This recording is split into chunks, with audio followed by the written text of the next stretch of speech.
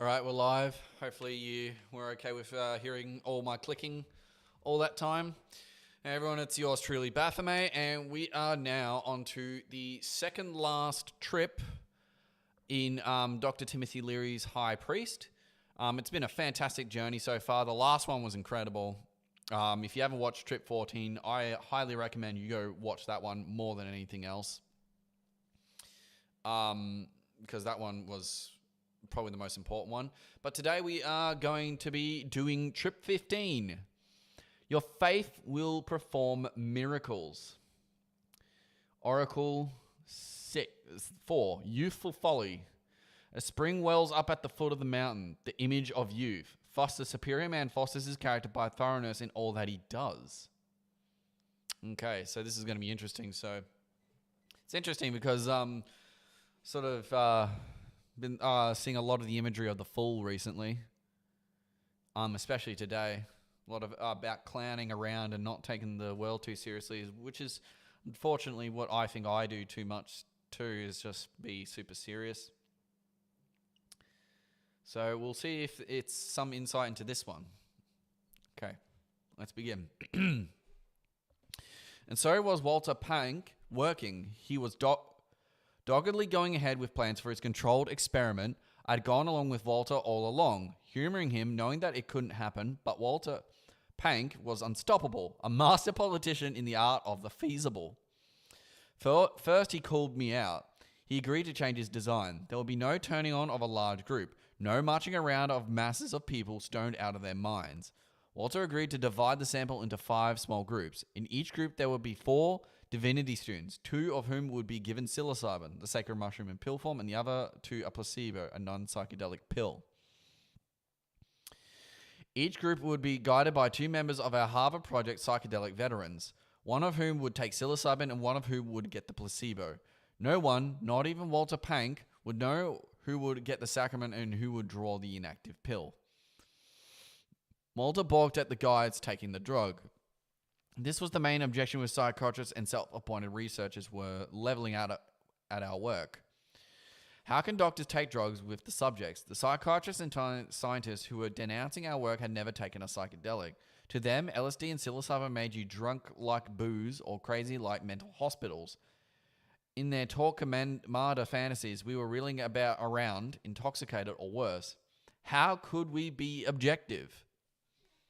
But I insisted. There can be no doctor-patient game going on when you use psychedelics. We are all in it together. Shared ignorance, shared hopes, shared risks. One guide, selected by the lot, would be straight and one would be high. And all 10 guides would be seeking the same thing as the subjects, a deep spiritual experience on Good Friday. Walter agreed. Next, Walter went to the administrators at the free schools and reassured them. The implausible breadth and scope of the experiment was itself an advantage. The fact that 3 colleges were involved allowed for administrative buck passing. After all, reasoned Boston University. It's a Harvard doctoral dissertation. After all, reasoned Harvard, our students are not involved as subjects. After all, reasoned at Andover Newton, it's really a Harvard Boston University project. Our students are involved as individuals.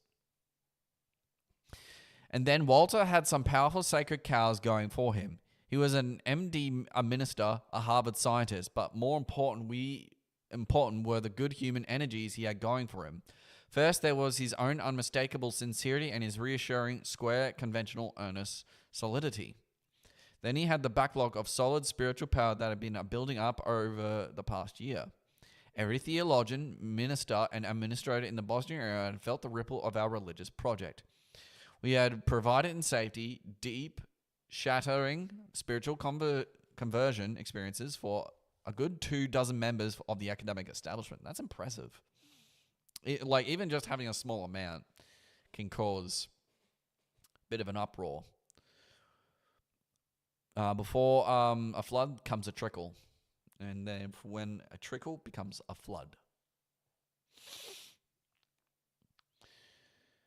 The good word had gotten around. Then, and perhaps most important, Walter had the full support of at least one impressive, high-status person at each institution. Professor Huston Smith of MIT, saintly, benevolent, articulate, sound, mature, would be a guide and take the pill blindly on Good Friday and risk going out of his mind. And Dr. Walt Clark of Andover, Newton, convincing, mellow, lovable, was ready to take the sacrament with strangers and lend his guiding wisdom. And at Harvard, Walter Pank's thesis advisor was behind the experiment. So during the Lenten weeks, we divided into groups, and the two guides met with the 4 students and got to know each other and shared concerns and aspirations and ignorances. You see, the group had this great thing in common, the sharing of goal and risk. No one knew who would receive the sacrament. We were all in it together. So much to my amazement, the project came down to the final week with high enthusiasm and competent preparations. The little band of worshippers drew closer together, and the administrators in the Roman centers of Pharisaic power, Pharisaic, it's like referring to Pharisees, obviously, remained nervously silent. Yeah, that can always happen, especially if you're pushing forward something like this. By God and by miracle, it was apparently going to happen. And then on Wednesday of Holy Week, the Sanhedrin axe fell. Oh no!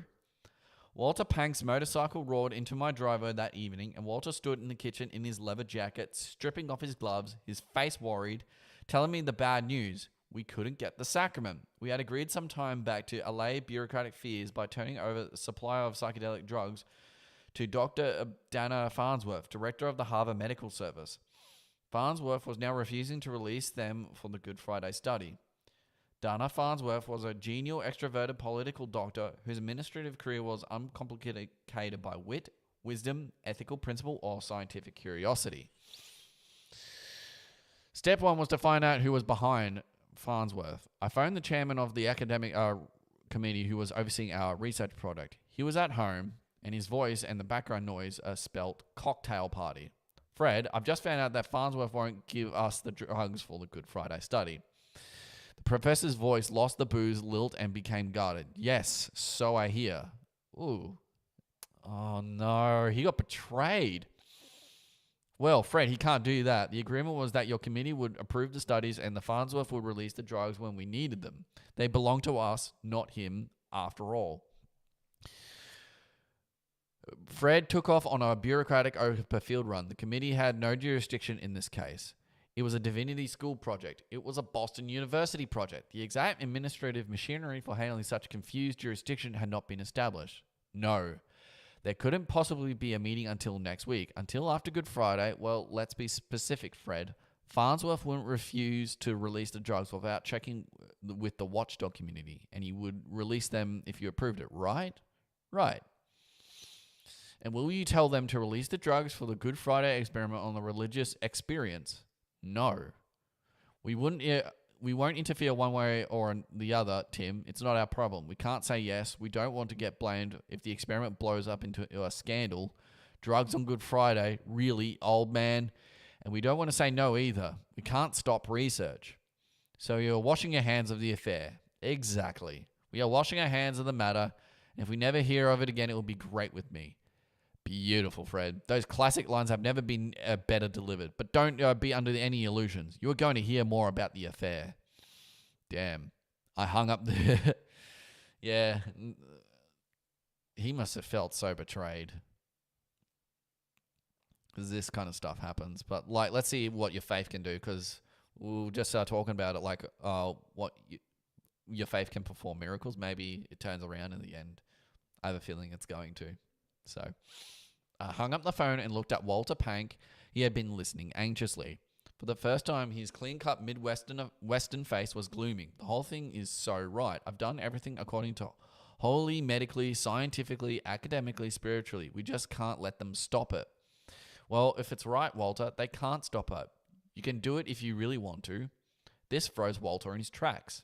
Do it anyway? Defy the director of the health department? Defy the Harvard officials? Walter didn't have a rebellious bone in his body. He was an establishment man, a good boy right down the line. The problem was he was one of those hard-headed grassroots orthodox idealists who really believed in what was right and stubborn about his virtue. Your classic old-fashioned Protestant type. How can I do it if I want to? Well, Walter, we have the chapel and the approval of Dean Thurmond, and we have the students and the approval of the seminary. And if your thesis advisor will back you, and he's got to because it's a sound scientific plan, then the only problem is to get the drugs. And I'll get you the drugs. How? I thought you had given all the sacrament to Farnsworth. I did give him all I had, but there's a psychiatrist and workcaster to whom I gave a supply last month, and I know he hasn't used them, and he'll give them back. All perfectly legal from one MD to another. Thus, we do not simply abandon the field to the opponent. We make it difficult for him to advance by showing perseverance in single acts of resistance. In this way, we prepare while retreating for the counter movement. Interesting. Walter paced the floor. Then he clapped his hands together and stuck out his chin and spoke with dogged determination. It's right, and it should be done. But it's got to be done openly. I'll call my thesis advisor in Boston University and the president of the seminary. And if they don't object, then we will. His voice dropped off and he gulped. Do it in spite of Dr. Farnsworth. The next day, the telephone kept ringing for every few minutes. Walter's voice kept growing with confidence. Everyone agreed. On Holy Thursday evening, only 18 hours before the sacred 3-hour vigil, we got the pills and had them ground down to powder and sorted into plain envelopes with code numbers to set up the double-blind experiment. Then at midnight on the eve of Good Friday, I called the chairman of my department at Harvard. Look, David, I just want to tell you in front that we have the sacrament and we are going ahead with the religious experiment. David groaned. Oh, God, why did you have to tell me in advance? Because we don't play secret games, David. Why do you groan? Because now I may have to make an administrative decision. I laughed. It was too classic. Poor pilot. David, that's the way it always is. Good Friday always poses problems for administrators. We assembled at the seminary at 10 the next morning. The guides would drive the students to the ceremony. 5 rooms in the basement of the Boston University Chapel were reserved for the groups. My group of 6 sat around waiting. The students had Bibles. Pank walked in with the envelopes, each encoded, and each envelope was a capsule containing white powder. I asked one of the students to say a prayer and we remained in silence for a while, and then we took the pill. Then we all sat waiting to discover what we had taken. The students were reading their Bibles, but I guess they weren't concentrating on the words. After a while, I felt something change inside. Ah, good. I got the psilocybin. I waited. My skin became pink and flushed with heat. Hello. That's odd. Never felt like this from psilocybin. Soon my body was radiating heat, but my consciousness was unchanged. Then I realized what had happened. Pank had given us a placebo with a somatic kick to fool us. I found out later it was nicotinic acid. Damn. It was weird because I was like, in a way, I was like looking at the placebos and I was like reading nicotine for a bit. That's weird. I looked up and saw that 2 students had flushed faces. They were squirming with pleased expressions. One of them winked at the other. He rose and said he was going to the toilet. The other red-faced student joined him. As guide, I trailed along. Inside the John, they were exulting like happy conspirators. We must have got the mushroom. Yeah, I can feel it. We're the lucky ones. I smiled and kidded them about playing the placebo game. While we stood there, the door banged open. A 3rd student from our group walked in. He looked neither left nor right. No greetings. His eyes were glowing and he was smiling. He walked to the window and stood for a long time looking out. Jesus, he cried. God is everywhere. Oh, the glory of it. Then he walked out without a word. No social games with him. The 2 red-faced students looked solemn, hopes dashed. It's a ridiculous ritual to run a double-blind study using psychedelic drugs. After 30 minutes, everyone knows what had happened, who had taken the sacrament. Just before noon, Pank came through and had us all go to the small chapel. 30 of us sat in the dim candlelight. Dean Howard Thurman came in, robed and vested. He spoke a few words. Quietly, serenely, he blessed us and left. Then through the speakers we could hear him begin his 3-hour service in the main chapel above. Prayers, organ music, hymns. It was easy to tell who had taken the psychedelics. 10 students sat attentively like good worshippers facing the altar, silent. The others were less conventional. Some lay on the benches, one lay on the floor, some wandered around the chapel murmuring in prayer and wonderment. One chanted a hymn. One wandered to the altar and held his hands aloft. One sat at the organ bench and played weird, exciting chords. One wanted to go out. The doors to the basement were locked and the doorkeeper was on guard. I told Pank I'd accompany his restless mystic. We walked along the avenue. Cars whizzed by. I felt fear and moved to the street side of my charge. I had a fantasy he might run out in the avenue. He, of course, read my mind. You are so brilliantly aware of where things are at during a session. Telepathy? He glanced at me, as if to say, is that the game? So he tried to edge by me to walk on the curb. I got more scared. He made a feint to run into the street. My paranoia had forced him into the role of prisoner, seeking to escape. Then I caught on and laughed. Let's not play that silly game, I said. He nodded. We walked around the chapel. He was out of his mind, confused, struggling for meaning. What is it all about? Who is running the show? What am I supposed to do? We walked back to the basement. My student was still frightened. I kept too close to him. My concern alarmed him. He ran to the piano and banged down the lid savagely. He ran into the wall and grabbed a picture, holding it above his head and ready to smash it if he were approached. Ooh, that's not how you really want to be going about with a trip, my dude. That's not good. I don't know how Leary even managed to perform all these experiments with a bunch of people out of their minds, because it can be scary sometimes, actually, how people behave when they're altered. And you never know what's going to happen. So, there's always that. I sat down quickly and put my hands in the position of prayer and called him. He stared at me for a long minute. Then he relaxed. About the least threatening thing you can do to another human being is to sit down in the prayer position in front of him. It always works.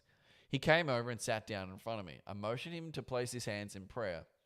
He looked at me in panic and raised his fists. I looked in his eyes, flaming in terror. Is that what hands are for? To destroy? To grab? To hit? Oh, you good Christian, have you forgotten your religion? Don't you remember that hands are for worship, for prayer? I grabbed his hands. He started to pull away but held on. He really liked the physical contact and the gentle control. Your hands are for prayer. Let us pray, brother. I held his hands tight and started chanting, God, Jesus Christ, man. God, Jesus Christ, man. His body visibly relaxed. And then he smiled. Then he looked at my face in reverent love. He embraced me. I held him in my arms. About 10 people were watching in awed curiosity. I could feel the warmth of his body and the trembling. He began to stroke my hair. His caress became sexual. This is another thing, man. That was... I'd want to be around experienced strippers. I wouldn't want to really babysit people.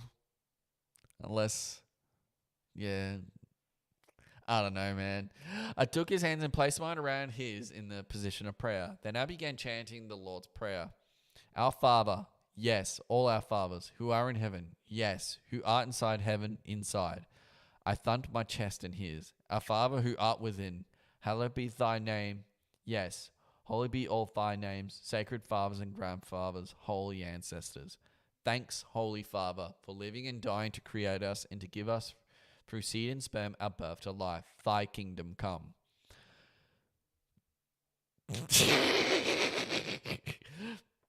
Just, oh my God, just relive that again. So like, give us through seed and sperm, our birth to life. Thy kingdom come. What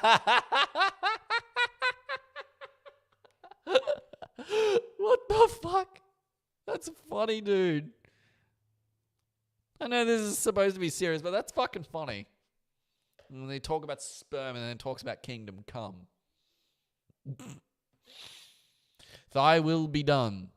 Out here on earth, in this room, here in Boston, as it is in heaven within. He was whispering the words over and over again. Our Father, holy be thy name. Thy will be done. Then he burst into tears and sobs. He crumbled to the floor. I held him while his body shook with the convulsive heaving. Oh, no. Then he sat up and looked at me and said, thanks, I'm all right now. I've been a religious phony and a sexual freak, but now I know what prayer is all about. The afternoon slowly spun itself out. No other scenes of disorder, much silent meditation, later hushed talking.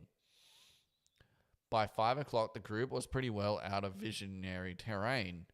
Pank was busy collecting interviews on a tape recorder. He was most conscientious about his data.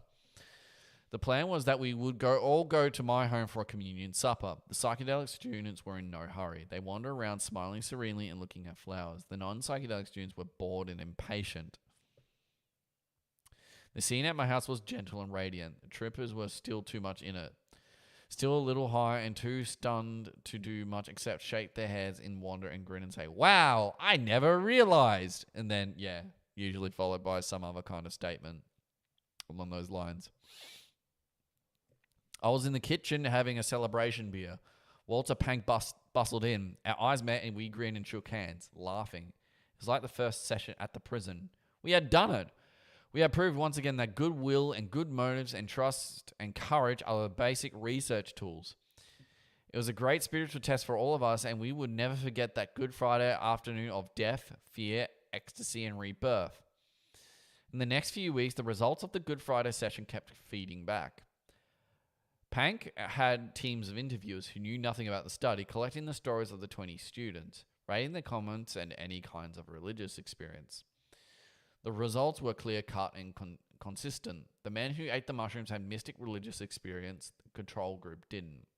There was proof, scientific, experimental, statistical, objective. The sacred mushrooms administered in a religious setting to people who were religiously motivated did produce that rare, deep experience which men had sought for thousands of years through sacraments, through flagellation, prayer, renunciation. Psychedelic drugs were sacraments. You know, it's true. Like, you don't really have weird religious experience like that until you sort of know what it's like to connect to the universal mind and that kind of thing. Like, my experiences in Ecuador and Peru were definitely very much mystical experiences and religious.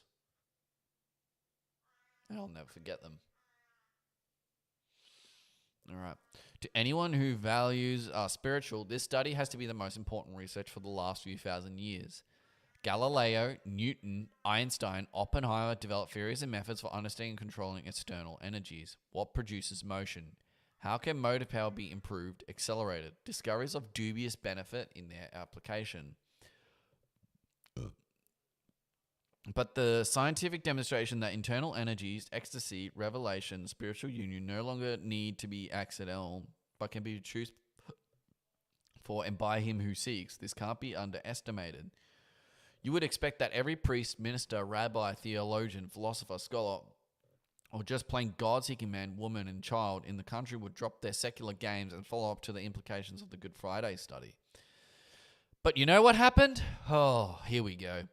The same reaction that has greeted every new spiritual discovery in history. Disapproval, apathy, opposition. Why? The trustees of the Divinity School moved to science. Dr. Walter Clark, but they couldn't. This gentle, thoughtful man consulted his conscience and refused to keep silent. But follow-up studies at the seminary were stopped, and the divine enthusiasm of the divinity students was blocked and dissipated. Walter Pank got his thesis uneasily approved, and his degree was awarded. Walter went to Germany on a fellowship and arranged to have his first conversation with God in a mental hospital in the Rhineland. He had a clinical examination room converted into a shrine and got a Yale theologian to be his guide and played sacred music on his record player, and to the shocked amazement of the German psychiatrists who are using LSD to produce dirty psychoanalytic experiences, Walter made the eternal voyage and laughed in gratitude and wept in reverence. And only then, a year later, did he realize that wondrous miracle he had wrought in Marsh Chapel. But he wasn't allowed to continue his work. Frustrating. Scary stuff, man. It's scary to know that people really are this fucking thick. We have all these advancements, and like even to this day, we still have problems. more and more people are getting into the occult and the mysteries, and more people will know about Aleister Crowley and Rosicrucianism, the Golden Dawn, and as I think the sort of Freemasonry's evil facade is dropping. But out in the real world, man, there's still so much work to do, unfortunately. Okay, his subsequent request for government approval to repeat his study had been denied. The last thing the Federal Food and Drug Administration seems to want is the production of religious experience. Yeah, there you go.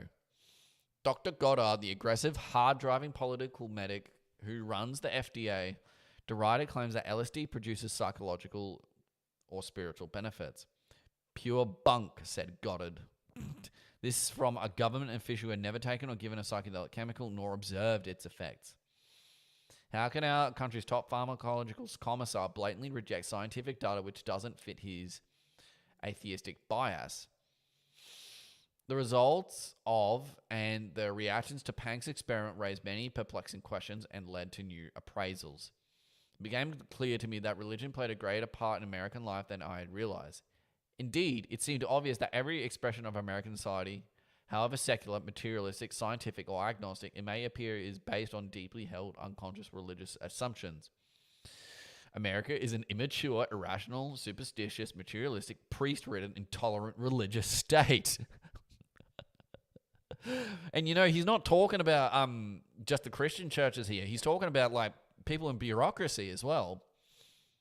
People in the medical establishment, people in the science establishment, business, commerce, the New Inquisition, as Robert Anton Wilson would call it. It's the New Inquisition, guys. So yeah, we are still, in a sense, in places like America, Australia, UK, Canada, New Zealand, the Five Eye countries. We're still like incredibly intolerant and religious fanatics. We just fly it under in like a godless banner. That's it. Not much has changed. Anyway.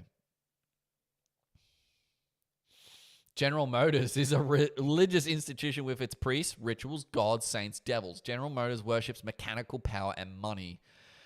General Motors is a white Protestant. Jews, Catholics, Negroes, and Hindus need not apply to become high priests. Damn, this is fucked. Damn. What a way to put it. Harvard University is a completely religious institution. It worships intellectual power and dogmatically clings to academic taboos and empty rituals. Harvard is white Judeo-Calvinist. Catholics, Negroes, and Hindus need not apply to become high priests. Science itself is a religion, fanatically defending its superstitious rights and areas of priestly prerogative. Right Judeo-Protestant, Negroes, Catholics, and Hindus just don't seem to become high priests in science.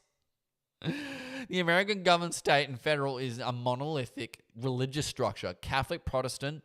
This insight helps explain the instinctive revulsion on the American intellectual marketplace scientific establishment to the psychedelic sacraments. So, there you have it. I was just talking about the New Inquisition, and then he goes, right. I didn't even read it before I came up with that, and he just went ahead and mentioned it. The Inquisition is still here, but nobody expects the American Inquisition. So let's continue. There are few Americans over the age of 25 who are not totally committed to a dogmatic religious way of life and belief. To admit evidence, however scientific, which threatens the theological structure is intolerable, morally unbearable, philosophically impossible, because when the superstitious religious structure is threatened, life becomes meaningless. Now, I want to make... What can happen is when that coming apart of your ontology, your view, your morals, everything, it can be scary because you left sort of adrift and you might not come out of it. That's called chapel perilous. So there is like this inherent meaninglessness that it starts first. It appears that way at first, but it's not. It's not meaningless. Its existence isn't without meaning. Just because the general purpose of existence is experience, doesn't mean it's meaningless. I think that's a much more important thing to think about too. Because usually we try to equate experience with just meaninglessness.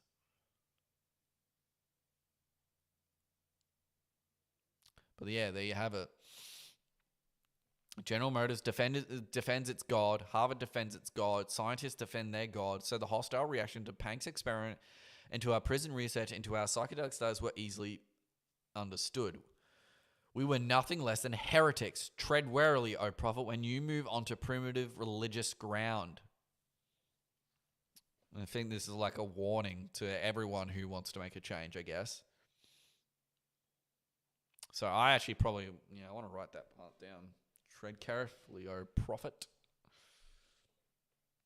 Because that is probably some advice I need to take. Tread carefully, O prophet. Okay. In this case, so this is more of the I Ching. In this case, retreat is the right course, and it is through retreat that success is achieved. But success consists in being able to carry out the retreat correctly. Retreat is not to be confused with flight. Flight means saving oneself under any circumstances, whereas retreat is a sign of strength. We must be careful not to miss the right moment while we are in full possession of power and position. Then we shall be able to interpret the signs of the time before it is too late, and to prepare for provisional retreat instead of being drawn into a desperate life and death struggle. The miracle of Marsh Chapel was not just a scientific study, it was an authentic spiritual ceremony. And like every valid Good Friday experiment, our spring solstice death rebirth celebration, because it worked, invited excommunication and persecution.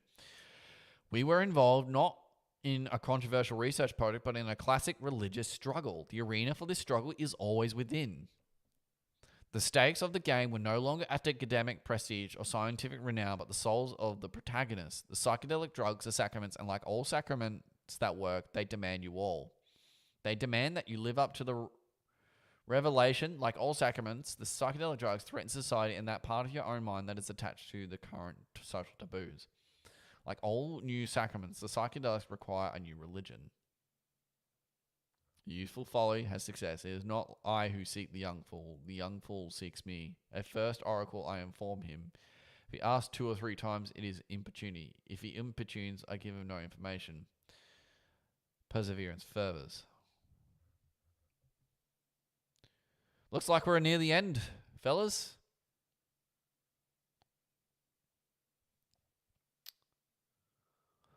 Contemplating if I want to do both, actually. Let me think about that for a second.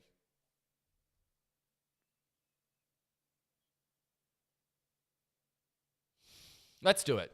Let's do both trip 15 and trip 16 all in one foul swoop. Because that one was so short. It was only 30 minutes. So I think I'll do another one, even if it goes for 2 hours or something like that. So after your illumination, why come down? June 1962, Guide Krishna Oracle 2, The Receptive Earth, The Receptive Earth. So yeah, this is a very interesting sort of hexagram because it's a completely yin. The Earth's condition is receptive devotion. Thus, the superior man who has breadth of character carries the outer world. All right. This is it, guys. The last trip, because I'm looking at the amount of pages and it looks like we're very close to the end. So let's get through it. All right. By the spring of 1962, we had been pushed by social pressure towards the classic solutions of the new religious cult. Exile and monastic retreat. There were 20 to 30 of us who were dedicating most of our energies to the sacrament, but it was all upstream against the instinctive resistance of the culture. Cambridge, Massachusetts, USA was no place to start a religion. Picture yourself afloat on a river. It was actually unfair to do research on the visionary experience at Harvard as it would be to expect the Vatican to sponsor missionary work for the Lutheran Church, or to ask Cardinal Cushing to support experiments on effective aphrodisiacs. I think what he's saying there is it's not like that you shouldn't ask, but I think it's like it's unreasonable to expect it. right? So if it goes against like the principles of the institution, it's unreasonable to expect that it's going to go well. Even if like they masquerade as being the bearers of truth, which, I mean, the Vatican does that too. So does every other fucking religion and sect of Christianity. And I imagine universities, the medical establishment, the science establishment is no different. Their rules are just different. So, we'll continue on. Picture yourself afloat a river. Wait, hold on. We were just there. Somebody calls you. You answer quite lowly. We knew we had to leave Harvard, but where to go? Like spiritual pilgrims of the past, we needed a deserted spot where life would be inexpensive and free from religious persecution. We consulted the Atlas. Where on this shrinking planet will a small group of God seekers find land and liberty? Picture yourself in a brain in a station. Then I remembered the flight from Mexico in 1960 with Dick Alpert, the quiet fishing village on the Pacific. What was its name? My finger moved up the map north of Acapulco. There, Zihuatanejo. I butchered that, whatever. With artichoke trees and muskmelon skies. So in April 1962, Peggy Hitchcock and Richard Alpert and I flew to Mexico City and then took a twin-engine plane to Zihuatanejo. The land strip is a tricky one. The plane loops down from the high Green Gulch Mountains, passes of Guerrero State, and zooms over the little village of brown wooden huts. And then out over the broad, blue bay ringed with green hills and circles, back snaking its way through the valley to make a sudden base leg turn just over the concrete strip. Magazine taxis appear on the shore. There was no large homes or villas in the town, just one hotel at the end of a dirt road which circled the bay south of the village. The manager of the hotel was a dignified, slender, soft-spoken Swiss gentleman. There was no business during the summer. It was very possible that the owner would close the hotel to the public during July and August and rent it to us as a summer retreat. Suddenly, no one is there at the turnstile. Letters and funds passed through the mails, and in June, I left for Mexico to set up the hotel for the summer. Richard was to take charge of my house and make it a center for receiving and transmitting the pilgrims. Where puppet show people eat cantaloupe pies in Mexico City. I contacted Parsons and Pat Bolero. Parsons was a sociologist who had lived in Mexico for several years. They had been turned on by one of our Harvard missionaries and were both ecstatically converted to the wonders of psilocybin. I invited them to join us in Zihuatanejo. Let's see if I can actually get that right. Zihuatanejo. I think I got it. They, in turn, invited me to come to their country home in Tepoztlán to run a session for them. Everyone smiles as you drift past the hours. There was a few free days where we took the lease on the hotel in Zihuatanejo, so I agreed to guru their trip. Climb on top with your head into the crowds. We arrive at Tepoztlán after sunset. I remember the visit of the McClellands 2 summers before and how much has changed and how much I had changed since the last time I left that dark, unyielding valley. The atmosphere at Tepoztlán, I don't know how to say that, man. It's fucking me up. Oh well. Hit us as soon as we drove into the plaza. You were far removed from the 20th century. The few stores lighted by a candle and kerosene, the hulking shadow ruins of the old church, the high cliff walls, enormous rugged rock-carved stage set, waiting. The place was alive, dark stone eyes watching, vined tendril ears listening, waiting for the next itinerant human roadshow troupe, and no compromise, no pretense, no gesture of recognition for the intruding European game. Implacable, neutral, obsidian disinterest. Styrofoam flowers of purple and green powering over your head. We drove along rutted roads past darkened huts, the car jolting, the headlights tracing an eerie course through tunnels of vegetation. We were driving right out of civilization down some leafy time tube in the Aztec past. We ran through the rain into the rambling one-story villa. There was no electricity. Candles flickered on the adobe walls along the carved wooden beams. Rectangles of coloured beam gleamed from paintings, waiting to take you to play. We started a fire and sat by the hearth. I brought out a glass jar of LSD sugar paste. Fuck. That must have been dense, man. Which Michael Hollingshead had given me as a farewell present. The atmosphere of the villa seeped through the windows. The sacred veil of tribal legend. Home of the gods, Zapata, the pure Robin Hood revolutionary, had swept down from the mountain and sacked the houses of the rich and quartered his horses in the church. Centuries of blood and sacrifice and passion and terror and struggle. The place trembled with old vibrations. You felt close to powerful energies. Untouched by the metal hum of machinery, you felt flesh, seed, and nameless forces, and you're gone. Pat Bolero shuddered and whispered something to Parsons. He looked at me. Pat is frightened and wants you to take the sacrament with us. Climb on top with your heads in the crowds. I said I would. It often happens this way. The unplanned challenge, the time to die chosen, not by your mind, but by the flow of events. Applied to human affairs, therefore, what the hexagram indicates is action in conformity with the situation. The person in question is not in an independent position, but is acting as an assistant. This means that he must achieve something. It is not his task to try to lead. That would only make him lose the way, but to let himself be led. If he knows how to meet fate with an attitude of acceptance, he is sure to find the right guidance. The superior man lets himself be guided. He does not go ahead blindly, but learns from the situation what he is demanded of him and then follows the intimation from fate. And so, once again, the guru was to become disciple. The leader was to be led. I was overdue for a powerful trip. All that spring, I had been guiding pilgrims, going up with them, but never all the way for me. Always lagging back a little to be there for the customers, being influenced by their visions, sharing their confusions, but always keeping my mind focused and responsible. I was shaken up by the struggles of our springtime religious revival. I was disturbed by the heavy Christian structure, perplexed by the holding back.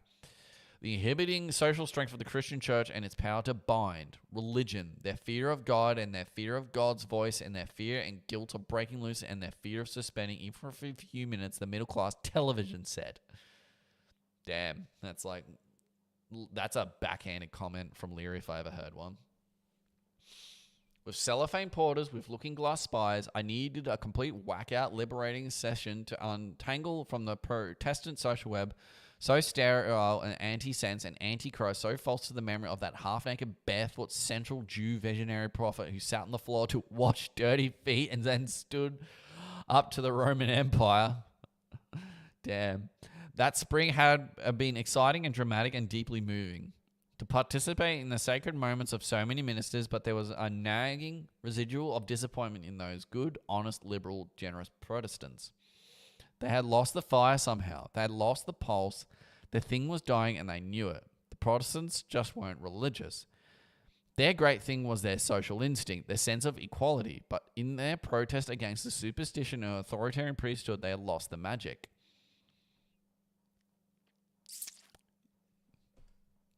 Correct.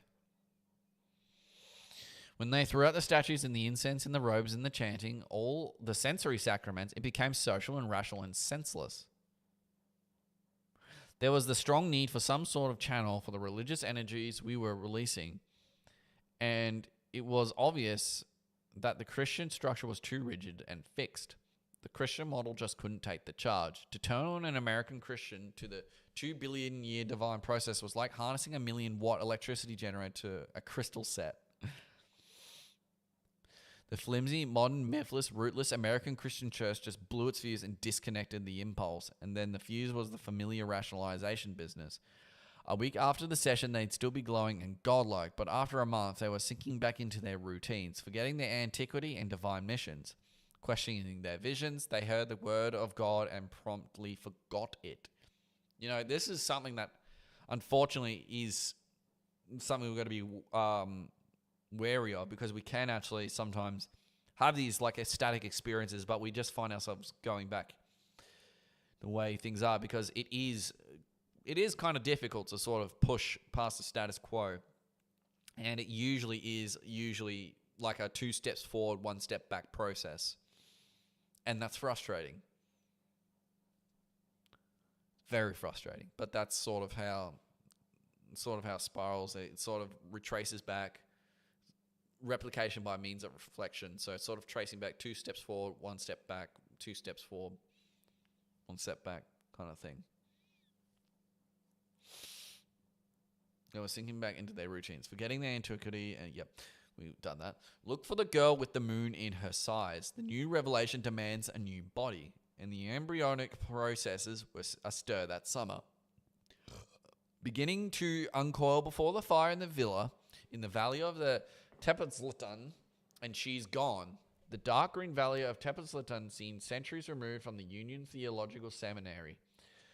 Follow her down to the bridge by castle. We meditated for a while, and then I picked up the bottle and dug out a heaping tablespoon for Pat, and one for Parsons and one for myself.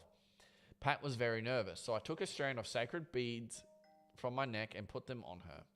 This will guide you if you get lost or frightened. You never knew how much you were getting with Michael's material, and it was soon obvious that we had taken a generous, loving spoonful.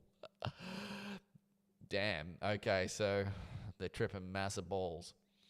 There was only the sound of the fire crackling sharper and sharper. An electric hush enveloped the room. It was a perfect Zen moment. I was dead. The Timothy Leary game was suspended, and the needle point of consciousness was free to move in any one of the 13 billion nerve cells or down any one of the billion genetic code networks that grow so inedibly high. First, the dial swung to the sensory. The noise of the fire was the sound of every energetic transformation, the crackling of galactic suns. Then the dial swung to olfactory sensations. The room was filled with spaghetti tangles of smell, tape, and dog-like. I sorted through them. I could see each distinct fume of scent, the hodgepodge of chemical belts spilling out of the kitchen, dozens of molecule threads, organic decomposing, perfumed from the bathroom, pouring to the living room like mountain streams rushing to the lake. I could see each rivulet of odor rising from Pat's warm, steaming female body and from Parsons' malehood. Jesus Christ, man. Each object in the room emitted its cloud of vapors, fabrics, molds, dyes, leather, wood. Their consciousness buried itself into tissued memories. A rapper newsreel sequence of my life. Early childhood picture albums, Model A4s, cotton candy at the beach. It was very dark and the wind howled terribly around her. But Dorothy found out she was riding quite easily. After the first few whirls around and one other time when the house tipped badly, she felt as if she were being rocked gently, like a baby in a cradle. The Wizard of Oz. Oh, dear. The loneliness of long nights in the attic bedroom, watching the headlights of cars approaching, the house turning at the corner of disappearing, red taillights winking, an electronic tissue hum from the neural film projector.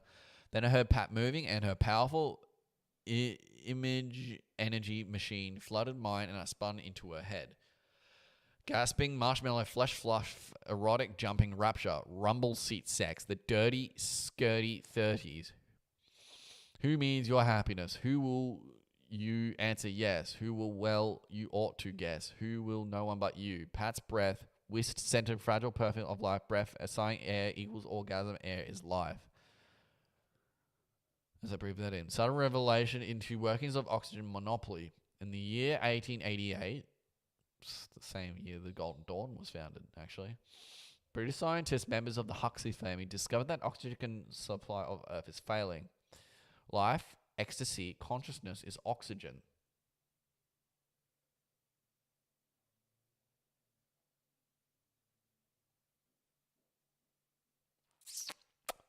You know, oh damn, 49 minutes. That's a synchronicity right there. Because I looked at, because 49 is like the number of Babylon, right? And oxygen is what gives life. And 49% of the atomic composition of Earth is oxygen. And if you look at the full tarot, basically the Aleph, which means oxygen, that's breath, that's consciousness. It's the breath. It's life. It's ecstasy. It's the full. It's the full. Oxygen is the full. And I wonder if it changes into anything resembling the full as well, like oxygen, where it came from. Like its etymology. Because I imagine, because when you think of hydrogen, oxygen, hydro, it's the genesis of water, and oxygen is the genesis of earth.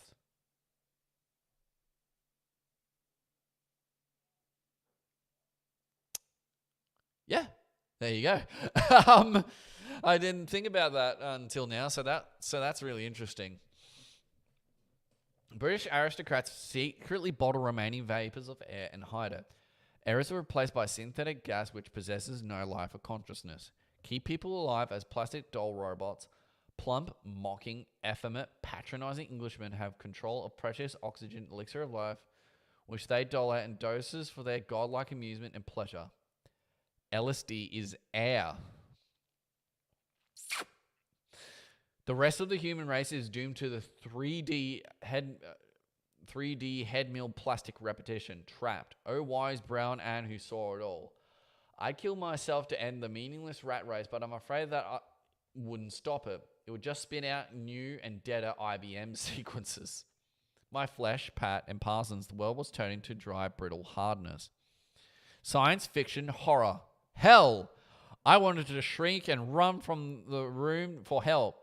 How to get back to life. Center, pray, love, touch, contact, human contact. Parsons' sloppy Jewish belly showing. Pat's swollen Jewish mother. Oh dear. Held onto a fat arm, burrowed into their body hive. We huddled into a heap on the floor in front of the fire, softly breathing together. Spinning through sexual cellular scrapbooks, the eternal dance of male and female, the restless panting search, sniffing search. Where is she? When will she come? The shock of contact, soft flesh furred, scaled, moist, merging. Ah, there. Frantic, flailing, jumping, convulsive, moaning union. Breathless, chuckling she-wisdom. What else is important, you foolish, desiccated creature, but this fire dance of life creation? The murmuring, giggling gooey, what else is immortal, oh dry, brittle, save this most buried flesh kiss? Pat suddenly called in terror. I opened my eyes, the fire throwing up jewels, flames, colored shadows on Pat's anguished face. Parsons, where are you? He was lying on the Mexican run, arms thrown out. He roused and smiled tenderly. Here, everywhere, with you, love. He reached up and pulled her down on him. She whispered and murmured. He stroked her long black hair and hummed ancient cradle songs. I sank back in delightful tissue recollections, muscle memories. I could feel each muscle in my shoulders and legs swelling, pulsing with power, feeling the hair growing on my limbs and the elongated dog wolf footpad legs loping and graceful.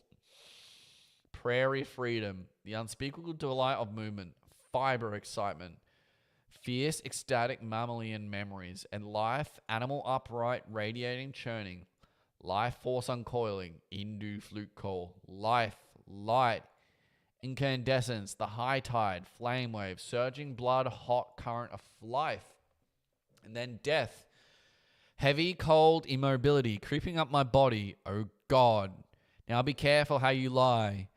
Your posture now will be frozen into a mountain marble landscape statue. Be careful of every moment of posture because at some moment the sudden click of death comes.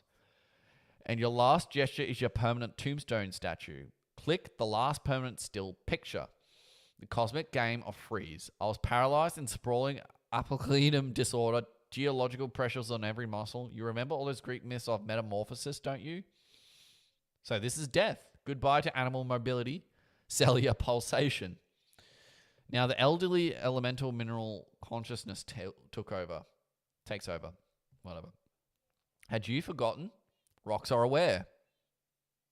I want to stop there because, like, I think that because if everything is consciousness, and it's interesting that like Hermes, literally means like a pile of stones or something like that, and most places in the world across disparate cultures have used stone circles or piles of stones as messengers between the gods.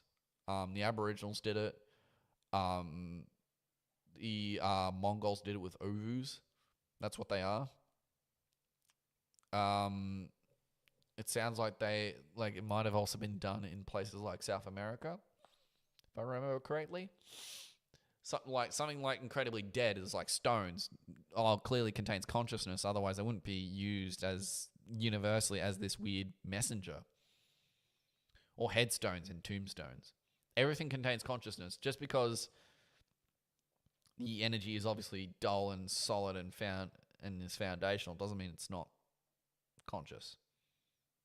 And that is how you imbue things with magic. Believe it or not. All right. Inorganic matter is involved in energy changes, structural excitements, evolvings, pressured sculptings. Inorganic matter, rocks, cliffs, valleys, mountains are alive and wise. Their geological squirming, breathing movements are older, stronger, more all-seeing than the trivial dances of cellular life. The eternal, moist, erotic friction of water and land. The tidal caresses, the tender leaf vein carving of rivers on the washed breast of earth. For millennia, I lay in the geological trance, forests grew on my flanks, rains came, continental ecstasies, great, slow, heavy, heaving support of life, Vishnu sleeps, and then from my bowel center navel, accrued the long, slender green limb climbing from the white milk ocean of formlessness and completed the lotus blossom of awakenedness. I opened my eyes. I was in heaven, illumination. Every object in the room was a radiant structure of atomic God particles, radiating. Matter did not exist. There was just this million matrix lattice web of energies. Shimmering, alive, interconnected in space-time. Everything hooked up in a cosmic dance, fragile, indestructible. And the incredible shattering discovery, consciousness controlled it all. Or to say it more accurately, all was consciousness. I was staggered by the implication. All creation lay in front of me. I could live every life that had ever been lived, think every thought that had ever been thought. An endless variety of ecstatic experience spiraled out around me.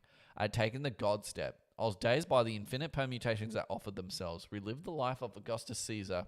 Relived the life of an illiterate untouchable in the squalor of an oriental city. Lives of history, lives of tedium. A sudden thought. Now that this breakthrough of consciousness had occurred, a new level of harmony and love was available. I must bring my family, my friends to this new universe. Now, it was sort of interesting how you're sort of talking about every thought that's been thought, because for the most part, we probably do have similar thoughts to a lot of people in times past. Replication by means of reflection. This is sort of how we dissolve a coagula.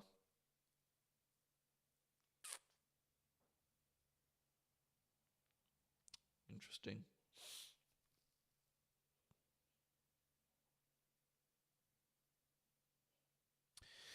How simple, and yet we almost missed it. Now that it's been done, we can never lose it. How strange I was that one to do it, and the endless possibilities. Each person has an endless supply of DNA memory file cards collecting during their tour down there. The Their world was a stage to create and collect fresh experience memory cards, now available for everyone up here in heaven. I called tenderly to Pat and Parsons. Hey, isn't this incredible? Look. I waved my hand at the vibrating room. We are here. We've made it. Isn't it beautiful? They looked up, puzzled. We've got to bring our children here, our friends, George, Richard, Peggy, Aldous, and Laura. It's heaven. They nodded. Parsons jumped up and began talking about God. He suddenly became a crazed, face-twisted Southern fundamentalist minister, preaching about conversion. Listen to me, brother. We've got to preach the word. Tell people about the second coming. It's here. Let them think we are crazy. We don't care. Shout the word out. His voice rose and the chords in his turkey neck strained and his eyes bulged. I was scared. I could see that he would ruin everything by acting so nutty. He was showing us how false and fanatic the mystic vision can become if you play it out in the old game. That's important. Ego inflation. Then he turned on me. Attack. Brother, Tim. You don't believe? You are holding back. I'll denounce you as a false prophet, Brother Tim. Oh, no. This can't be good. I beckoned up to him. Sit down, Parsons. Here and now. Have peace. I put my head in his lap. Contact. I could feel him soften. Pat reached over and pulled both of us onto her body. My face was on her breast. Slosh, slosh. Clockwork machinery of nature. Her soft voice murmured sea songs. We merged together. I got scared and sat up. I was losing myself in the warm ooze. The taste, the sugar, or become the sugar. Parson wrapped his arm around me. We three are one. There, brother Tim. You'll never be alone again. The three of us will always take care of each other. We are a triangular soul fucking unit.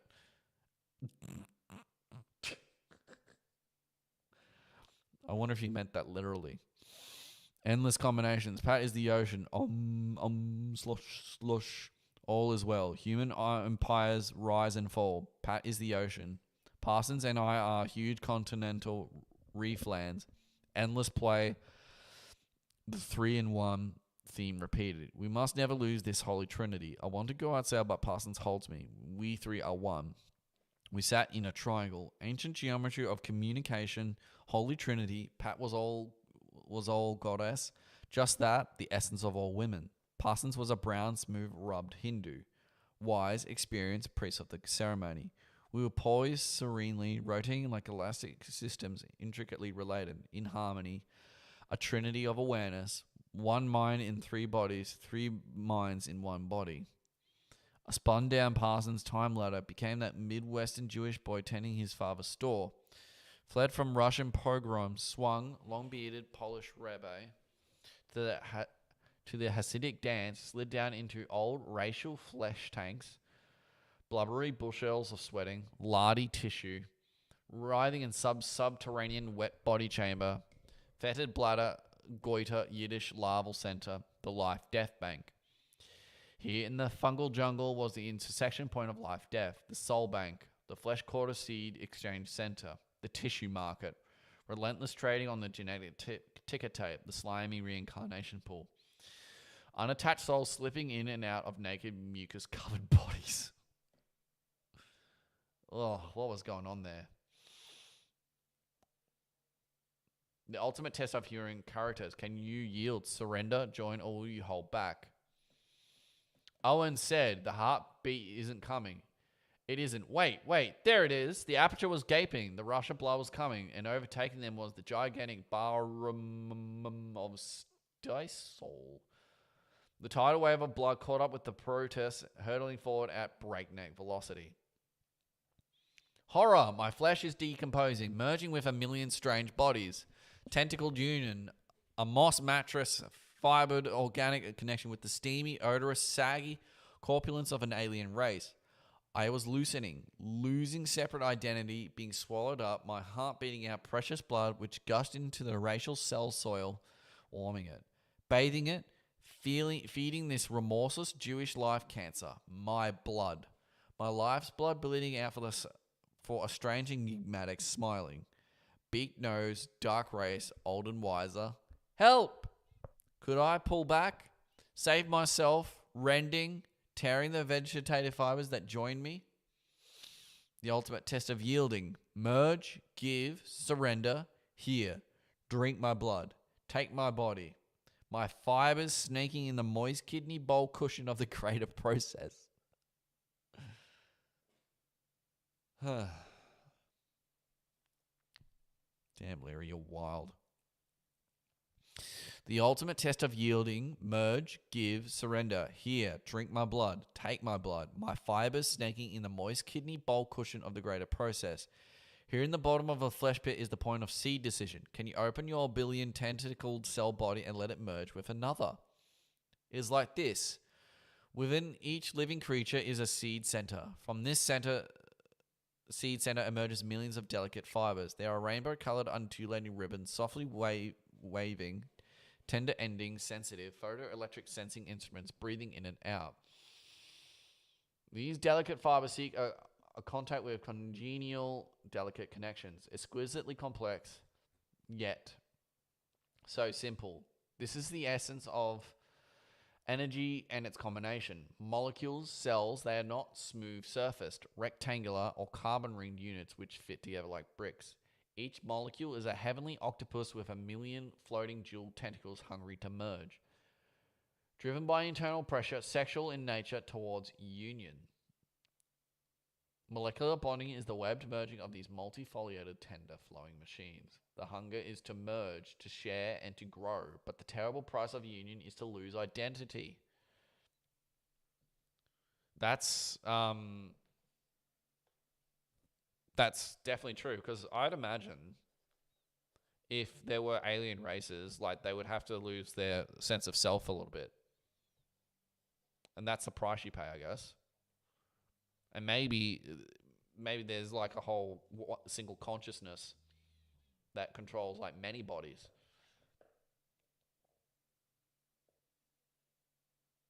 It's a bit like that thing in like Rick and Morty, like the Unity episode where there's this one single consciousness that controls everyone. Anyway, getting off track here.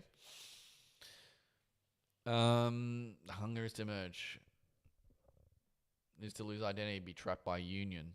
The soul of each human being is a soft, floating octopus seed center, exfoliating, searching tendrils, blunt, gross contact bruises. Grabbing hands shatter. Crude, jolting contact causes these delicate, waving soul tentacles to withdraw. Encapsulate like some alarmed crustacean. In his spontaneous nature state, the human being is a radiant sun star cell receiving and emitting, feeding, and being fed by harmonious neighbors. In the absence of radiant exfoliating neighbors, each energy center, atomic, molecular, cellular, human, withdraws, spins a hard, leathery, resistive seed pod and waits until the warm, moist radiance returns.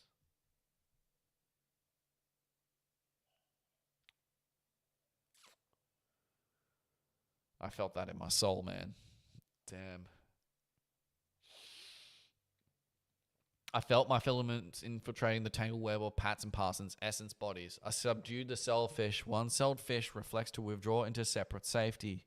I surrendered to the ancient process and felt the embracing union. I opened my eyes. Pat and Parsons were sitting motionless, eyes closed. As my eyes searched their hallowed faces, their eyes opened and we looked at each other and nodded. The session reel continued to whirl through long buried terrains. Towards dawn, Pat and Parsons withdrew to their bedchamber. I sat alone and watched the aural machinery of the room. The air was filled with curving color webs. It seemed the height of vulgarity to plod straight ahead through the room like a blind robot giant treading down forests and cities. I could reach out with my hands and sculpt the energy patterns. One could only move in smooth, looping great arcs to keep in harmony with the vibrations. There are at least two explanations of the phenomenon of seeing patterns in the air. The most audacious theory is that the energy is really there and that the psychedelic eye can see what the mind's blind eye cannot see. The more conservative viewpoint would locate that patterns is the capillary or cell structure networks of the retina, that the vision is simply the eye seeing itself. It's interesting because both of those sort of check out because, like, you can become more self-reflective when obviously you're altered, right? You have a greater access to your unconscious.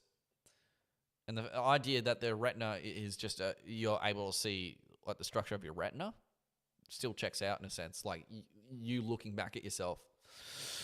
The eye seeing the non-transparent flaws in its own transparent film. In any case, this suggests a natural explanation for the strange movements for some mental patients. Their stereotype motions, their peculiar attention to invisibles, their expanded consciousness of the so-called psychotic is not hallucinatory. There you go. You're not actually hallucinating. Well done. But tuned into the external and internal processes which are there. Incredible. So maybe you don't actually hallucinate after all, and it's all there. The sun had risen when I walked outside. The house was surrounded by growing creatures. The house was a stone raft floating in a sea of vegetation. It was Eden. Each plant was dancing, laughing, a quiet network of high-intensity conversation. Trembling, immediate, I followed the garden up slope. Japanese statues, wise Buddha eyes silently watched. The garden ended on a paved walk surrounding a swimming pool. Across the back wall, a rocky pasture led up to the cliffs. On top of the perpendicular cliff was the house of the god Tepak Zikdo. Cloud mist floated along the pasture. I was above the earth. It was the beginning of time, Eden. Above and beyond the life down there, all connections were severed. In fact, there were the possibility that the neurological imprints called Mexico and America no longer even existed. I appeared across the wall along the rocky pasture to look for human beings. No one. There was no visible evidence that the 20th century existed. I listened. No sounds of machinery, bird cries, the rustle of the breeze across the garden, the crowing of cocks. The Timothy Leary gay now existed only as a memory. I was liberated, free to do anything I choose. Stay in the garden, stay in Tepelslatten, go back down and wander through this planet as anyone I choose to be. Pick a role, select a costume. Reality and the addiction to any one reality is a tissue-thin neurological fragility. At the height of a visionary experience, it is crystal clear that you can change completely. Be an entirely different person, be any person you choose. You know, this is like sort of goes to like the whole creative void of in Taoist philosophy. Yeah, you can choose to be anything you want, really.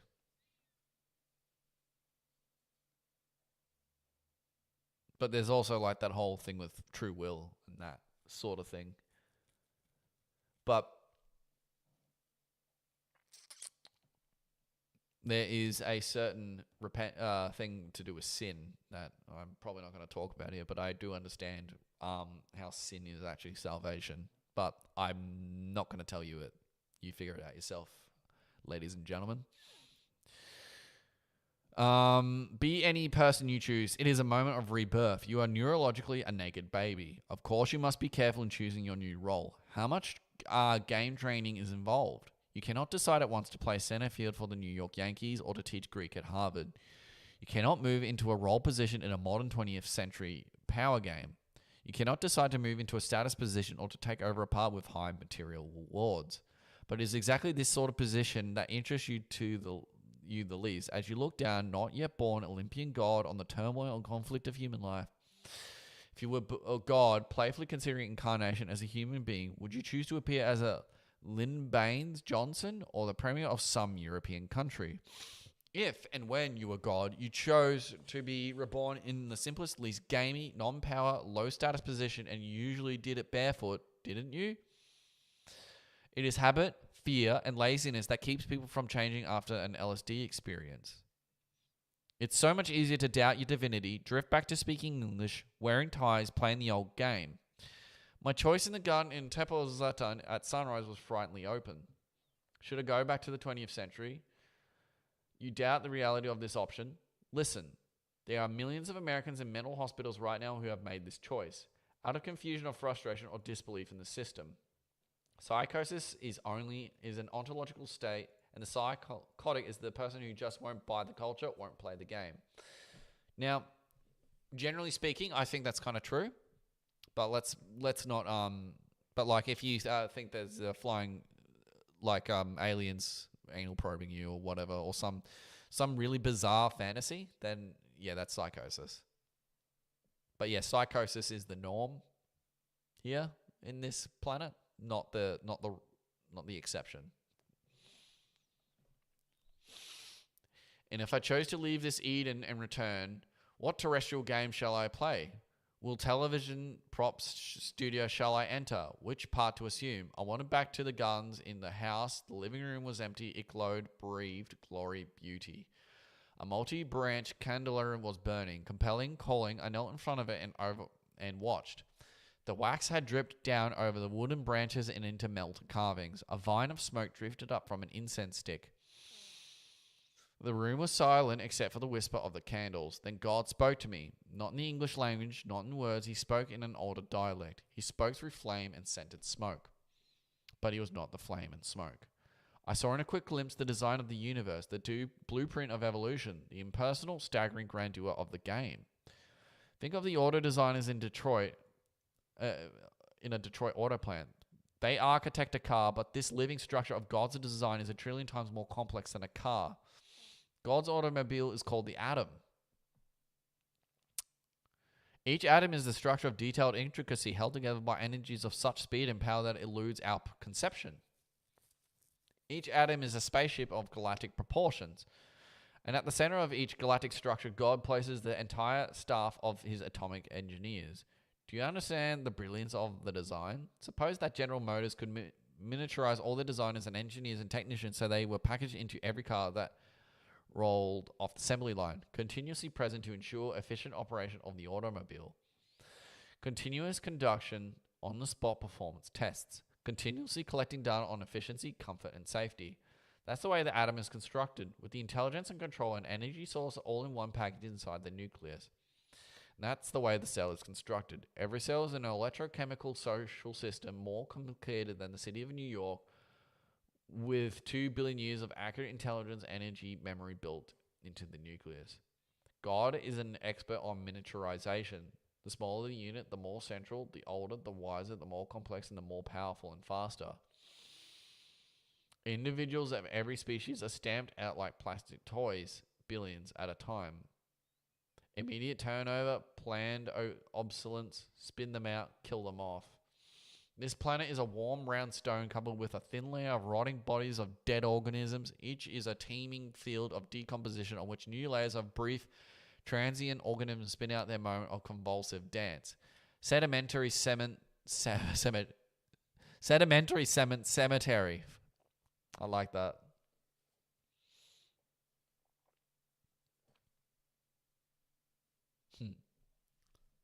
Oh, I'm gonna sneeze.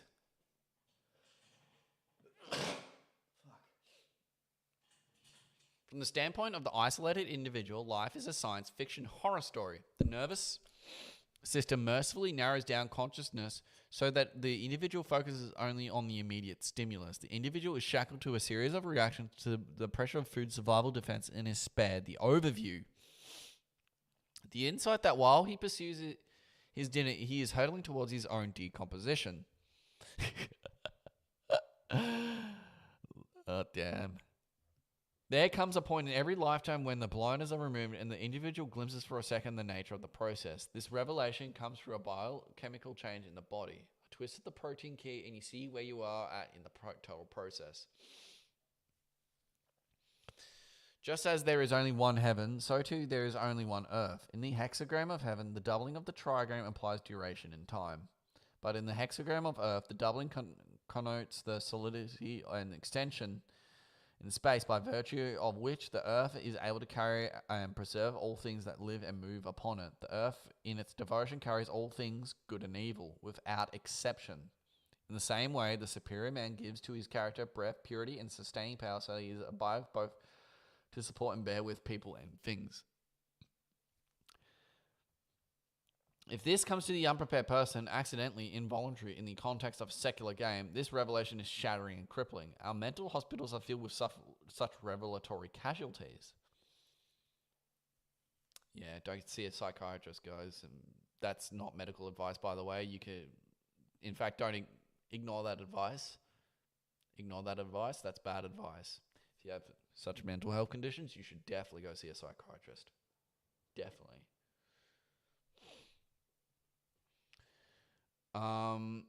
If this comes to the unprepared person, so if the vision comes in a spiritual context to the person who is prepared to accept the naked, awful truth, then during that exact moment, one is part of the entire process. Indeed, one sees that the entire process is one, that it is an n-dimensional, internally unfolding process. Any point from which one sees the oneness is a center. That one point of vision is the eye of God, seeing, glorifying, understanding the whole. One such moment of revelation is the only purpose of life. One such moment of vision is the end point of the 5 billion year process of evolution on this planet. One such moment makes the remaining decades of life meaningful and worthwhile. The red-yellow eyes of the candles and the direct sweet scent of incense told me this in the sunrise living room at Tepeltliton. I became initiated into an ancient company of illumined seekers. I understood the Buddha. I was in complete communication with Blake. I was closer to St. Augustine, Joannes, Scotus, Erigena, Jacob Boehme, that I shall ever be to any person in rational intercourse. There exists inside the human nervous system, inside our cellular structures, a tissued biochemical memory bank. The person who stumbles onto this inner room sees and knows exactly what has been seen and known by visionaries in the past. Don't talk to me about the objectivity of scientific data or replication of observation. 5,000 years of visionary experience has produced a body of descriptive text of such precision and unanimity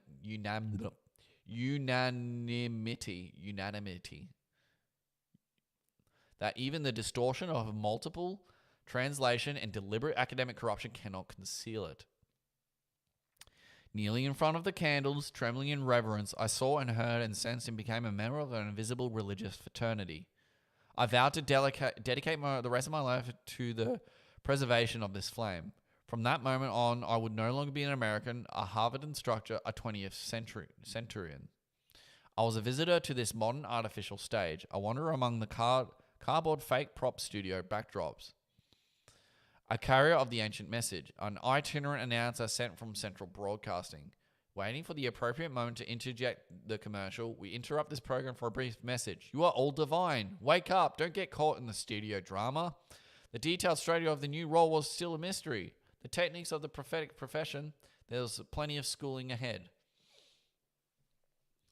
But it was to be found, and it was to be found in the past. Hindu, Krishna, Gautama Buddha, Siva, Ram, Kali, Durga, Leela, Maya, Benares, Hardwar, Rishikesh, Himalaya, Brahma, Vishnu, Sankara, Ramakrishna, Yoga, Samsara, Karma, Dharma. The next step was orientation.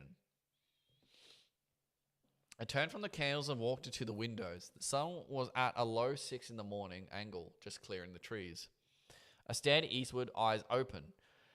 When I closed my eyes, 2 orange hot discs were burning up the purple-black webbing of my retina. The 2 glowing orbs changed to yellow and then merged into one and sank into the tissue of my body. After a while, Pat and Parsons came out with dazed looks. Wow, what happened? Where are we? We're in heaven, isn't that obvious? They nodded. What do we do now? Anything we want. The choice was razor clean. It depended on our consciousness and in our persistence. We had the Garden of Eden going. It was consensual. We agreed on that. Our situation was a social reality as real as the illusion that Mexico City existed or Camel cigarettes. We could stay there and continue paradise, stay high, keep the thing going, invite others to come join us, a new thing, a new cycle. It would be so easy to do. As people arrived at the isolated villa, just treat them as though they had died to all that down there and were reborn here. The 3 of us could do it just so long as our commitment did not falter. Just so long as we did not slip back into planetary games. Just so long as we insisted on treating each arrived friend as if he were a newly commissioned god. Turn him on. Every social structure is an artifact. An as-if conspiracy. A let's pretend game. Let's pretend we're Americans. Let's pretend green paper is money. Damn. Any social game can continue only if all participants share in the ontological conspiracy. If people won't pretend to accept our reality, we kill them, American Indians, or imprison them, mentally ill mental patients, or write them off as a nutty sect, cult, or minority. The religious cult is a small ontological conspiracy. A national state, an ethnic group, is a large ontological conspiracy. A mutually held paranoid system about what is real. An ontological conspiracy is a neurological conspiracy, a shared consciousness. Politics, religion, economics, social structures are based on shared states of consciousness. The cause of social conflict is usually neurological. The cure is biochemical. The 3 of us in the villa at Tepoztlán were in that rare position of being able to create a new reality. We had the 2 factors going, a neurobiological liberation. Our game chessboard had been temporarily swept clean. We were in an isolated social situation, the villa, where we could externalize our state of consciousness. It's much more difficult to start a new reality in the center of an ongoing stage set. All its fierce social pressure for its own ontological survival. Don't plant your tender new ontology in the center of Times Square or St. Peter's Square. To start a new reality is, of course, to start a new religion. Well, should we do it? Should we commit ourselves to our 3-fold divinity? To the revelation we had received? A knock on the door. There was our first test. Our first encounter with another consciousness. Three of us stood up and glanced at each other. Pasas duste, come in. A girl's voice in Spanish, Senor, Senor, Lord, Lord. Opened the door is an Indian girl, teenage, agitated, tearful. She scuttled into the room, wringing her hands. Rapid, high-pitched, frantic Spanish. The family's poor and they have no money. We looked at each other questioningly. It was a biblical scene. The beggar and the three prophets. Ask her what she wants. Money for food. It was so simple and yet so elusive. The Indian girl was trapped in a karma game which kept her hungry in a continent of plenty. She was carrying around in her skull the same 13 billion cell cosmic computer. Let's invite her to step up the illusion of the Indian village and accept her divinity. What are you called? Maria. Maria. Would you like to leave your life at Tupelo and stay here? This is paradise. Maria made a quick animal motion. She looked at each of us. Fear, confusion, the emotional pressure was intense. We were staring at her with complete attention. We were completely there for her, radiating love and acceptance. Maria fell to her knees and began to sob. It was too much. Lords, I am a poor girl. My children are sick. My parents are sick. Money for food, money for food. I knelt aside her, and Patton Parsons knelt beside too. Pure New Testament. The four of us on our knees. I began to pray in English. Let this girl Maria receive the vision. Let her escape from her karma. Let her find her divinity and joy us in creating a paradise on this spot. Let her receive the revelation. The four of us remained kneeling. I could feel the sweat dripping down from my armpits. There was a long silence. It seemed so simple. We were so close. Just one shift in the vibratory frequency and it could click into focus. It seemed tragic that Maria should have wanted in or be sent at exactly this minute and should not make it. It seemed like a tragic defeat if she just brushed by the glory and returned to her village. Maria's discomfort became more visible. She began to whimper, I must go back. Help me, Lord. Parson looked at me. I shrugged. She pulled 20 pesos from his pocket. Maria's eyes widened. She reached out, tentative brown hand. She took the money and kissed Parsons' hand and ran out the door. We were silent for a long time. Here was a visitor to Paris, and all she wanted was money. Later that afternoon, a friend of Parsons came to visit. He was a social psychologist from Baltimore, intellectual effort. Well, let's actually go here for a bit. Like that, he was a visitor to paradise, and all she wanted was money. This is what keeps us trapped. Now, we all know that we need, I'm not saying fucking forsake money, but being super focused on money is how you become trapped. Being super focused on your next meal is how you become trapped. And then even if you are attending to your basic needs, worrying about a better car is how you become trapped. Worrying about getting a house is becoming trapped. The common theme here is money. If you're constantly more worried about money and the size of your bank account, like all this seems obvious. Like it's been said a million fucking times before, right? But really think about your thought process here. Deep down, are you just focusing on money? Or are you actually trying to change your behaviors in a way where you do what you love? You should do it without lust for result. So at this current juncture, I'm still here, still talking. I've got 20 subscribers, light pockets, the whole 9 miles. Yet I'm still here, sitting here with you. And I think that's a much more important message to myself and everyone else here. Because Harley, a bit of a story, going off the story here, but because Harley, Illuminostic, as is also known as, on YouTube, he basically has continued to work his ass off. He relies on outside support. He's not that wealthy, but he's done an incredible service by him doing by continuing to do what he needed to do, what he knew he ought to do. I've come back from absolute hell, and I could not have done that without his help. And I don't think he would have done that if all he was thinking about was money. So think about that for a second. Yeah. It's unfortunate that it's such a driving force in every aspect of our lives. Well, let's continue. Later that afternoon, a friend of Parsons came to visit. He was a social psychologist from Baltimore, intellectual, effeminate. He wanted to make small talk, but Pat opened right up. She began to describe her vision. She was chanting ecstatic poetry, songs of revelation, pacing up and down the room, chanting God's message, the radiant stuff of reality. She began to sob in joy as she talked, completely taken by her memories. Beyond social game, a moving, naked, preaching outpouring of prophetic power. Parsons and I were transfixed completely with her. The psychologist sat on the edge of this sofa, clutching his glass of rum and coke. His smile weakened. His face fell apart. Disbelief, disapproval, the fear, alarm, then a robot dart of recognition. You've been taking drugs, haven't you? No shit. Pat turned toward him. The flesh of the gods, beloved friend, and you can share our glory if you want to. The psychologist jumped, alarmed. He put the glass down on the coffee table and pushed it away from him. He made a show of glancing at his watch and jumped to his feet. Well, I must toddle off. Just stopped in to say hello. Glad you're having a good time. He walked quickly to the door. He had just been exposed to the eloquent witness, to the passionate, precise testimony, and he ran away. So they've gotten a beggar, and then some egghead. That's the best way I can describe some of these people. And they've just turned away at some of the biggest opportunities of their lives.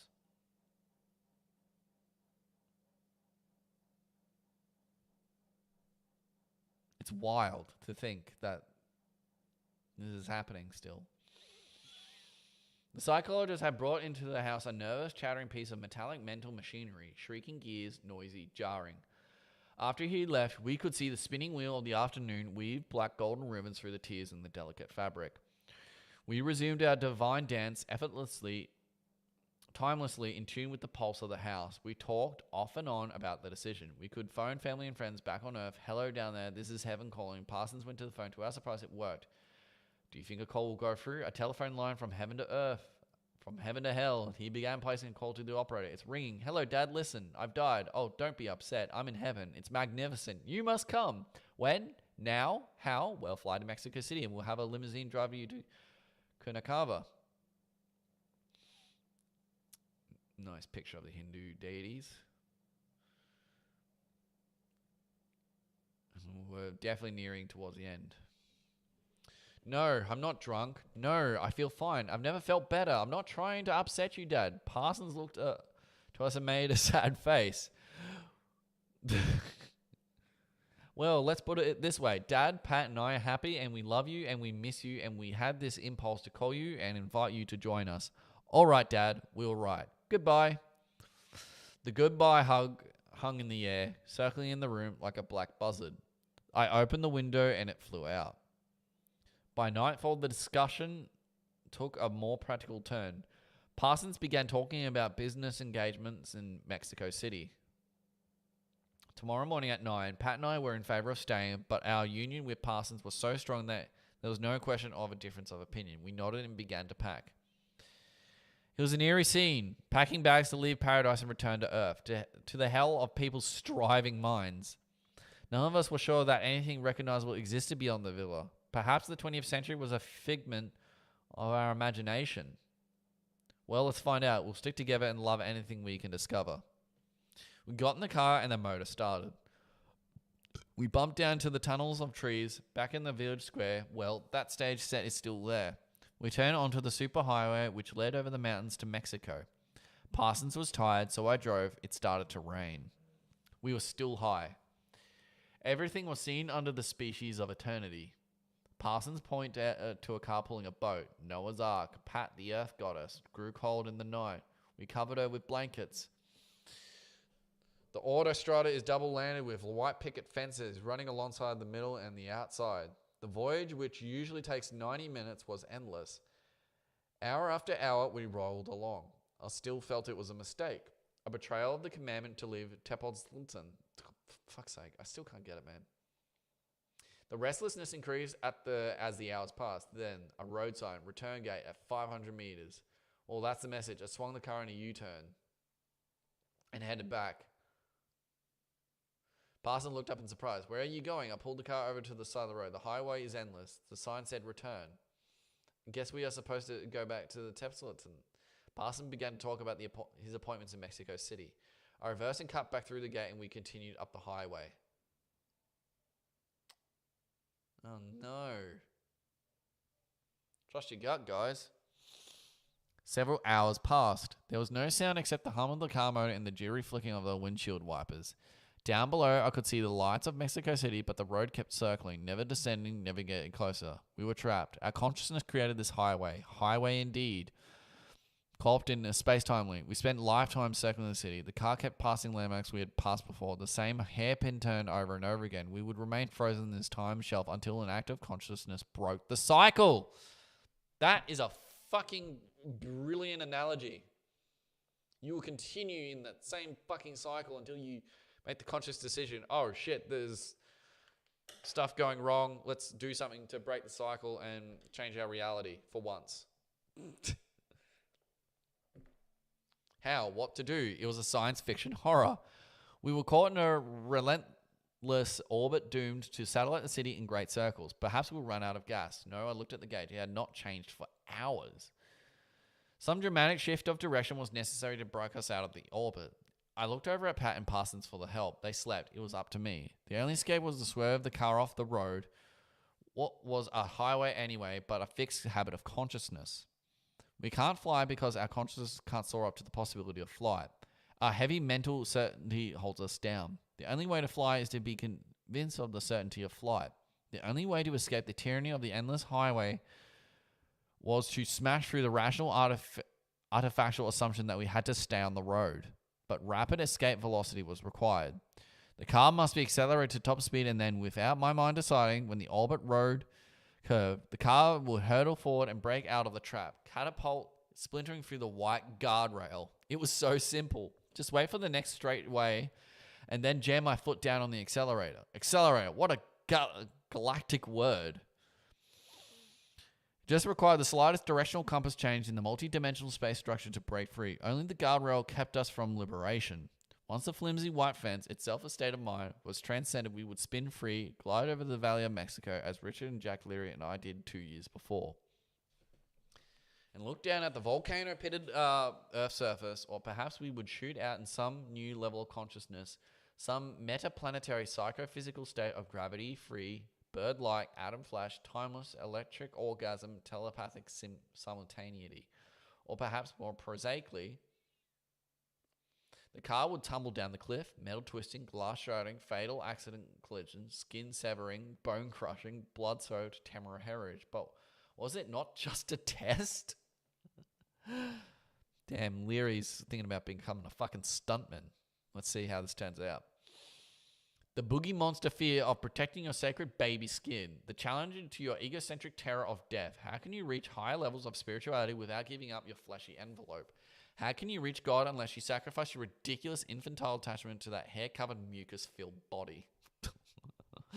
Fuck. Damn. Oh no, I was beyond these gross concerns of physical comfort and physical safety. If the liberation come from the heavy weight of the body meant a bloody, fracturing rending of the body, I was willing. They will be done. The car rolled along the endless circular track faster and faster. Patton and Parsons slept. I waited for the straightway. My thought buzzed around the car like a busy bee's. Relentless orbit. Doomed to satellite. Break out of the orbit. Fixed habit of consciousness. Rapid escape. Velocity required. Car must be accelerated to top speed without my mind deciding. What was that? Hold on. Without my mind deciding, then who would give the signal to press the accelerator? Was it not my mind spinning out of its theories of liberation and breakthrough? Was it not my mind cunningly inventing escape routes? Was it not my mind refusing to trust the process? If we were in orbit, then let us stay in orbit, patiently spinning cold lunar voyages, docile, waiting for the next silo to be introduced. Faith in the process, thy will be done. My foot eased off on the gas pedal. The highway suddenly became dropping down. The hell? The white fence was gone, and the valley floor of Mexico flattened out the road. I looked back at the sleeping passengers. Parson stirred and opened his eyes, back down the valley floor. I don't know yet what planet or what country. Oh, there's a neon sign. We must be in Mexico. It's in Spanish. A sign! The first sign, what does it say? Servicio Total. Total service. That's why we came back. Damn, man. Total service. The receptor brings about sublime success. Further, through the perseverance of a mare, if the superior man undertakes something and tries to lead, he goes astray. But if he follows, he finds guidance. It is favorable to find friends in the west and south, to forego friends in the east and north. Quiet perseverance brings good fortune.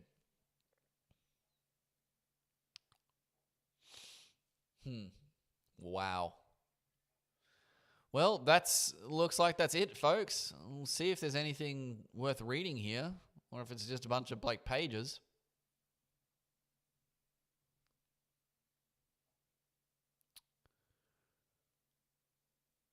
So here's a bunch of... Oh, I was talking about Wilson. Sex Diary of a Metaphysician, Illuminati Papers. Damn. That's actually quite expensive, because if you think about back in the day... I don't know when this was published, this copy. Because if this was one done in like 1970s, it might be like way more expensive. Anyway, it looks like we finally came to the end, ladies and gentlemen. I actually want to just add a source. Give me a second.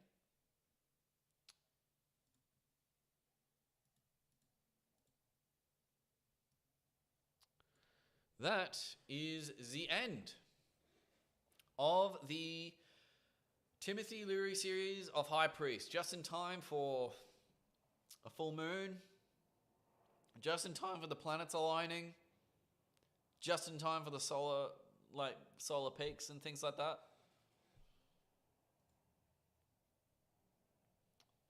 You know, I really enjoyed that book, and I'll probably do like a full-on review of it, because there were some really important things that went on in that book, especially how all the trips sort of brought about a new sort of view that he hadn't seen before. And this always happens when you become altered. So all I can say is, if you did enjoy either Trip 14 or this one, definitely go back and read everything else, or listen to it all. You won't regret it. I thoroughly enjoyed this book. It's fantastic. Anyway, I am yours truly, Baphomet. Thank you so much for joining me in this final episode of the podcast. Now it's time for me to actually make real shit instead of just streaming. Okay. That's it. Thank you so much for watching. Love you all. Please like, share, comment, subscribe. Subscribe to my Substack if you enjoyed it.